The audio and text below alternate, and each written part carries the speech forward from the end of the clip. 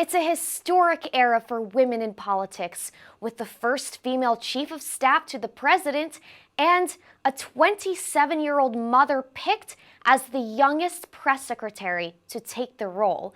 Feminists everywhere are thrilled to see the glass ceiling finally cracking and crashing all around, right? She's probably been put in there because, according to Donald Trump, she's a 10. Oh. All of you bitches look the same. Really, all of you bitches look the same. You have the same bad bleach job. You know what? You are rude and mean and sloppy and frizzy. I don't like you at all.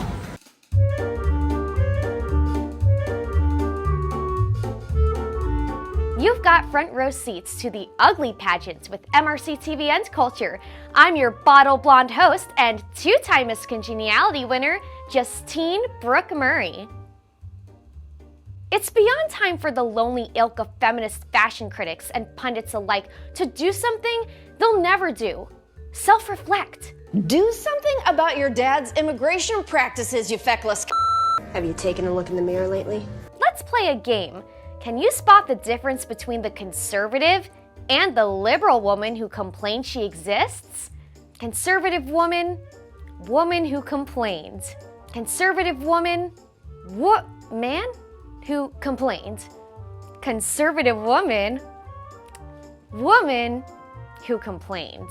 I now know that you claim on your Twitter bio to have been a staffer of some sort for the White House under Donald Trump.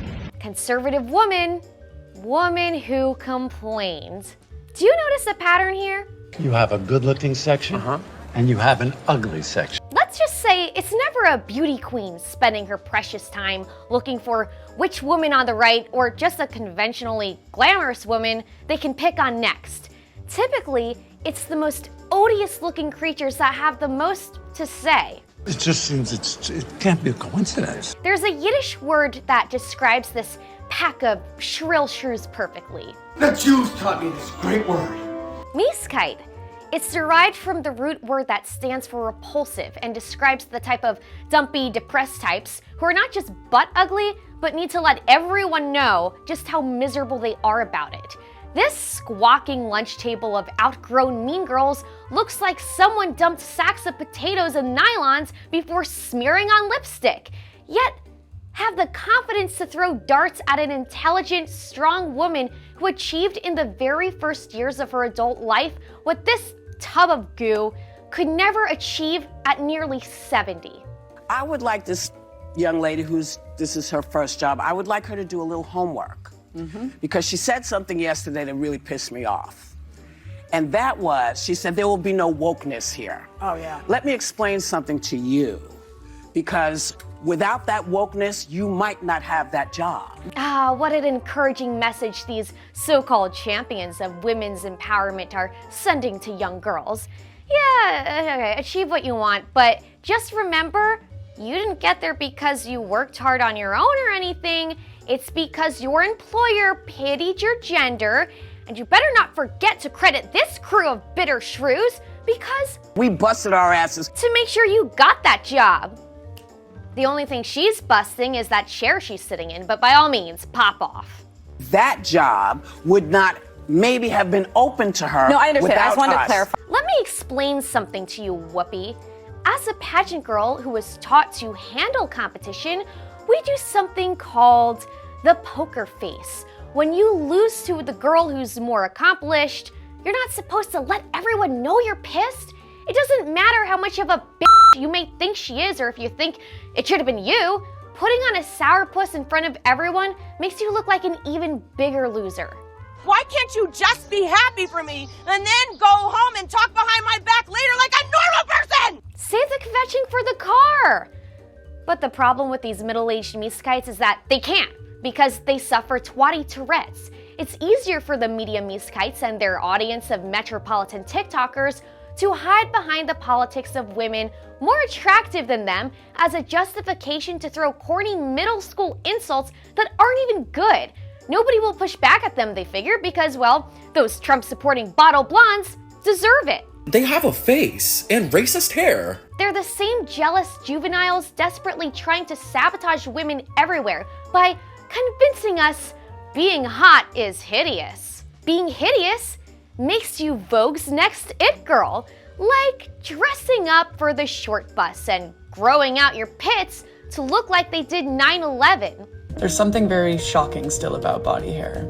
Most commonly I see, I bet you smell bad, or damn, that's dirty. That guarantees you a top modeling contract with one of America's top modeling agencies. Women dressing up like women is so gross. Not every Republican woman looks the same, but the prominent ones tend to favor this aesthetic, which includes long layered hair. Save that for the men! You're better off lopping off all your hair to look like Rosie O'Donnell after she made out with the used toilet. Shine bright like a coal sore. So empowering. Like attending Hollywood's fanciest party of the year barefaced because all your girlfriends and progressive paparazzi convinced you that was a great look. Did that advice come from any straight men? I didn't think so. But hey, at least it was just a barefaced and not a bare everything. In a way, that cluster B disaster displayed on the red carpet of the Grammys kind of represents the entitlement of the entire modern music industry for achieving the bare minimum with the tinny fast food diarrhea we're supposed to rank among the likes of Frank Sinatra. It's the same DEI mindset that would make this DNC candidate the artist to be. When your government is doing you wrong, you fight on. Your chances of getting hired by any leftist for dumping yourself on a chair and belching out a tune you likely made up as you were going along are actually not too far off. Because like the stereotype of a catty, jealous woman, the left's entire movement is set on dragging everyone else down with them. You can even say that Marxism itself is based on the character of a miskite. DI-toting Marxists, whom we now call woke, would rather make everyone equally ugly and suck out all the beauty left in this world than make it any better than they found it. That wraps today's episode. Make sure you tune into my show every week where I bring you the left's most insane moments and expose their latest attempts to weaken the West. Then hit the like on YouTube, plus on Rumble, follow us on social media, comment below what you think, and don't cave to the leftist media agenda. If you like the work we do here at MRC, please consider donating at mrc.org/donate. It's the best way to help our movement. Thanks for joining us.